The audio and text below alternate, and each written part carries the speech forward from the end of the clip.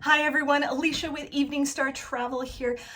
I'm going to talk a little bit today about Airbnbs and other home sharing services. Now, I've had a few inquiries in the last little bit about people who want to travel and want to stay at an Airbnb. And I have to explain to them, I'm sorry, you know what? I don't book home sharing or Airbnbs. And there's a few different reasons why that is.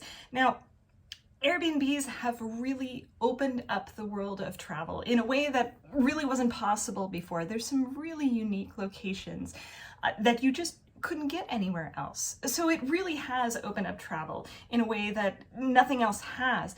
But from my perspective, there are a lot of pitfalls that you do need to look out for. And for these reasons, I don't book Airbnb. So if you want to book it on your own, absolutely. Enjoy yourself, have a fantastic time. But just from my perspective, for these 1, 2, 3, 4, 5, 6, 7, 8, 9, 10, 11 reasons, I don't book them. So a big reason is personal space. I mean, you book it wanting it all to yourself, but when you get there, what if there's people staying there, other people staying there that you weren't expecting? You could also be going into somebody's, their home.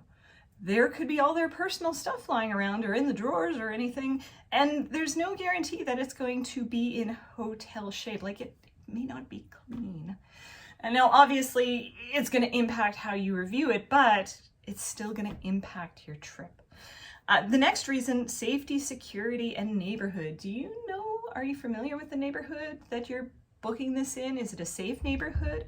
What about the locks on the doors? How is it secured? Does anybody else have keys to that location?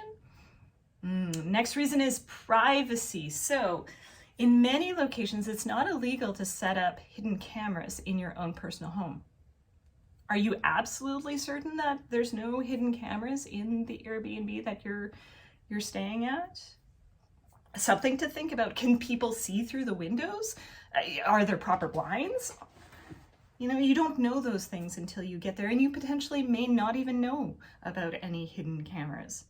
What's the location like? So similar to the neighborhood, is it safe? Is it in a location where it's easy to get to those tourist locations that you want to visit? Are you going to have to be taking a taxi everywhere, bus, Uber, anything like that? How much time are you going to be spent traveling? I always try to book places in tourist areas so that you can just walk out the door and go to a restaurant or a cafe or a cathedral you want to visit or a museum, so that you're right in the middle of it. Where is that Airbnb? Another big reason why that I don't book Airbnbs is because of canceled bookings. I've heard on so many occasions, I've even had this happen to friends who have booked Airbnbs where they end up being canceled by the owners. Oh, there's a plumbing problem, sorry, you can't stay there. Are they really canceling because there's a plumbing problem, or because they got somebody else to book it on a different home sharing site for more money? Or are they trying to do an old bait and switch? Oh, there's plumbing problems at this location, but you know what? I've got this other great location. It's an upgrade. You should go to this location. And then when you agree to that and go to that place and it's totally not anything like what you booked originally, you'll bait and switch.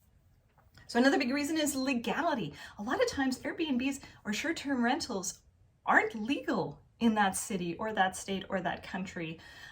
So are you breaking the law by booking this? You don't want to be doing that. Who do you turn to if something goes wrong? The owner? Is the owner actually around? Or is it actually, a corporation that's running this booking? If it turns out to he said, she said, they said, what is your recourse of action? Going back to Airbnb, there's lots of reports that when you try and reach out to them, they aren't very helpful. Or, they're still a big corporation, so you're still waiting on hold, trying to resolve issues. Who do you turn to when you run into problems? What do you mean it's not local? I'm supporting local by doing this. This is a local person who owns an Airbnb. Are you sure about that? Airbnb, that's certainly how it started out as people who owned a second home or had a room to rent out to try and earn a little bit of extra money. But what it's turned into is a business. Lots of these times there are businesses or corporations that are running these different locations. They'll have a number of different locations around the city. And it's not necessarily the locals that are benefiting from you renting. Do you really want to be cleaning on vacation?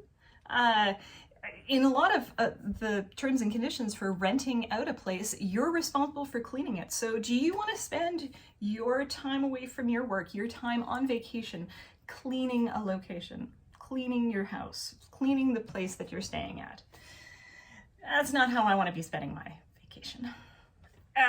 Insurance. Will your insurance cover you if something happens to the house? Or will it be covered under, Airbnb or whoever the organization is that's running it, or the owner? Where's the line drawn for what covers what for insurance purposes? If something gets broken, or heaven forbid there's a fire at that location, who's responsible? Whose insurance is it going to fall under? Does your travel insurance cover home rentals? Some of them do, some of them don't. Make sure you double check that. Last reason that I don't book Airbnbs or other home sharing locations is because they work on a like-for-like system. The renters, share reviews, and then the homeowners share reviews about the people renting. So lots of times those homeowners won't give you a good rating unless you give them, their building, a good rating. And that can cause issues. If you don't get a good rating as a renter, you may not be able to rent at the next location. So you automatically want to give a good review to that location that you stayed at, even if it wasn't a good location. So it's dealing in a like commodity. It's a really unusual situation that you can't really get away from in that like for like. So anyways, those are the reasons why I don't book an Airbnb or other home sharing locations.